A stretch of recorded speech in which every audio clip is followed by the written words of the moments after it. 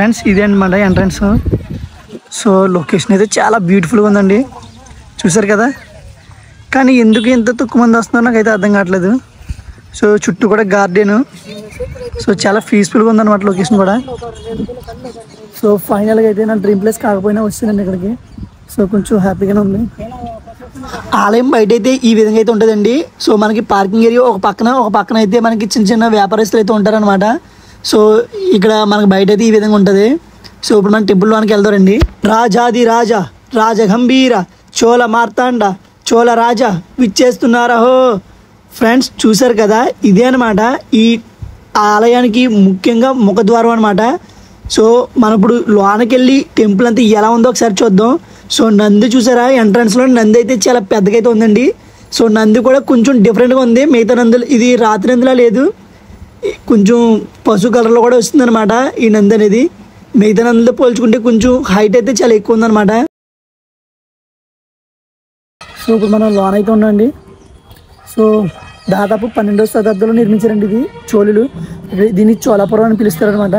దీన్ని గంగే కొండక్ అని కూడా పిలుస్తారండి. సో గంగే కొండక్ టెంపుల్ అనమాట ఇది.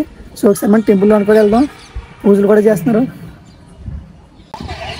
తంజావూరులోని మనకి బృహదీశ్వర ఆలయం ఏ విధంగా ఉంటుందో సేమ్ అదే డిజైన్ అనమాట ఇది కూడా. సో ఆ కాలంలో ఇలా కట్టారంటే మామూలు విషయం కదండి. నిజంగా నేను ఇక్కడికి వస్తానని అనుకోలేదు. నేను వచ్చేటప్పటికి టెంపుల్ క్లోజ్ చేస్తారనుకున్నా, కానీ ఏంటంటే చాలా స్పీడ్గా వచ్చాను అనమాట. సో అంటే హైవే నుంచి ఒక 3 కిలోమీటర్స్ లోనికి రావాలి. సో ఎలాగైతే ట్రావెల్ చేస్తున్నాం కదా, కొంచెం అన్నా సరే ఈ దర్శించిపోతే బాగోద్దని సో వచ్చాను అనమాట. లోనికి వెళ్ళి దర్శనం కూడా చేసుకున్నాను అనమాట. శివలింగం చాలా పెద్ద శివలింగం అండి. సో జనం కూడా చాలా తక్కువ వస్తున్నారు అనమాట. అంటే శివరాత్రి టైంలో చాలా బాగుంటుంది అండి ఇక్కడ. ఫ్రెండ్స్ నిజంగా టెంపుల్ అయితే మాట్లాడేవన్నమాట. అసలు ఎలా కట్టారా బాబు అని అనిపిస్తుంది. ఒకసారి చూడండి ఆ కన్స్ట్రక్షన్ అంతా కూడా చూడండి. మొత్తం టెంపుల్ సరౌండింగ్ ఉండగా చూపిస్తాను అనమాట. మీరు రాకపోయినా సరే నేను ఉన్నాను కదండి మీకోసం. సో టెంపుల్ అంతా ఫుల్ వీడియో అయితే వస్తుంది అనమాట. ఓకేనా రండి. ఫ్రెండ్స్ ఈ ఆలయాన్ని మనం గంగైకొండ చోళపురం అనేది పిలుస్తారు అనమాట. ఎందుకంటే చోళులు వాళ్ళ సామ్రాజ్యాన్ని విస్తరించే క్రమంలో ఏమైందంటే గంగా నదిని జయించి ఇక్కడికైతే తీసుకొస్తారండి. సో ఆ విజయం వల్ల ఇక్కడ ఒక అద్భుతమైన నిర్మాణం అయితే చేయాలని అప్పుడు చోళులు అయితే భావిస్తారనమాట.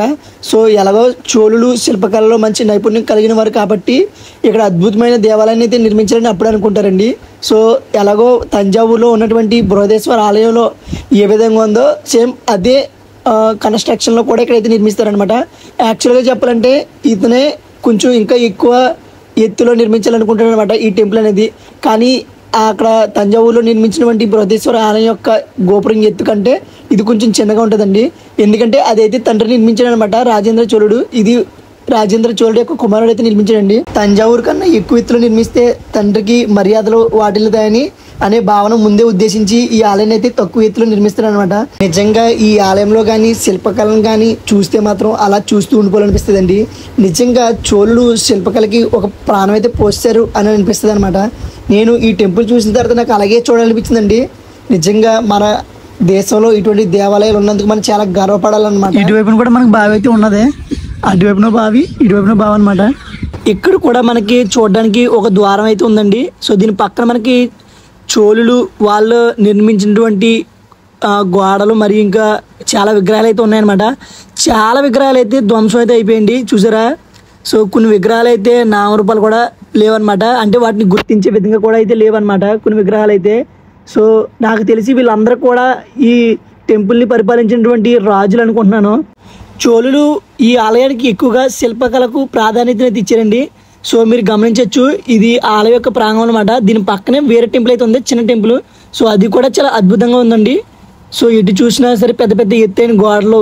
చోళులు మరి ముఖ్యంగా పులిని అయితే ఆరాధిస్తారండి. సో చూసారా, ఇక్కడైతే ఇది మనకి తెలుగు భాష, తమిళ, కన్నడ ఇంకా కొన్ని భాషలు అయితే రచించారండి. అంటే సింహము బొమ్మపై అనమాట. ఇది సింహము పులి నాకైతే అర్థం కావట్లేదు, ఒకసారి చూడండి మీరు కూడానే. సో చూసారా ఇది ఏ విధంగా అయితే ఉందో. నాకు తెలిసి ఇది సింహమే లాగైతే ఉందన్నమాట. లోన డోర్ అయితే ఉందండి. సో లోన మరి ఏముంటుందో మనకైతే తెలీదు, లాక్ అయితే వేస్తారు. ఆలయం ప్రాంగణం కూడా చాలా అద్భుతంగా అయితే ఉందండి. ఒకసారి మీరు గమనించండి, నిజంగా చుట్టూ అంతా కూడా పచ్చదనం అయితే విరజిల్లుతుంది అనమాట. సో ఒక పక్కన పచ్చదనం, ఒక పక్కన ఎత్తైన కట్టడాలు. నిజంగా మనం బాహుబలి సినిమాలో పెద్ద పెద్ద భారీ సెట్లు అయితే ఎలా ఉన్నాయో అప్పట్లోనే వీళ్ళు రియాలిటీగా అయితే చూపించారండి. సో ఆ కట్టే విధానం చూడండి, ఆ శిల్పకళను చూడండి. ఒక్కోసారి నిజంగా ఆ టైంలో టెక్నాలజీ లేని టైంలో ఇంత ఇదిగా కట్టారంటే అసలు మామూలు విషయం కాదండి. నిజంగా ఇదంతా కూడా ఇంటర్నల్ లాకింగ్ సిస్టమ్ అనమాట. సో అంటే ఒక రాయి పైన ఇంకో రాయి అనేది లాక్ అయ్యి ఉంటుంది అనమాట.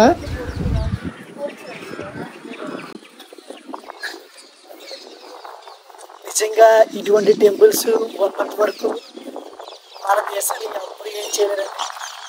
ఎందుకంటే అలా కనబడిపోతుంది చరిత్ర అంతా కూడా. సో అంత అద్భుతంగా అయితే ఉన్నాయన్నమాట.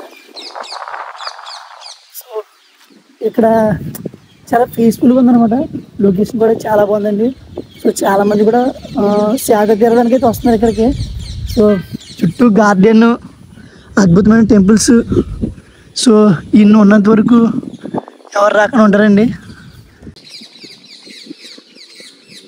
చూసారు కదండి మొత్తం ఇది ఈ టెంపుల్ చుట్టూ ఉన్న పరిస్థితులు అనమాట. చుట్టూ గార్డెన్.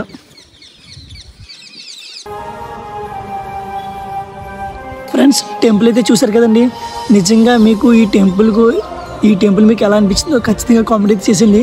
నిజంగా మన చరిత్రకి ఇవి మంచి మంచి ఆనవాళ్ళండి. ఇవి కానీ లేకపోతే మనం ఎవడ దేకడం, మన దేశానికి కూడా ఇంకా ఏ తెల్లడు రాడనమాట.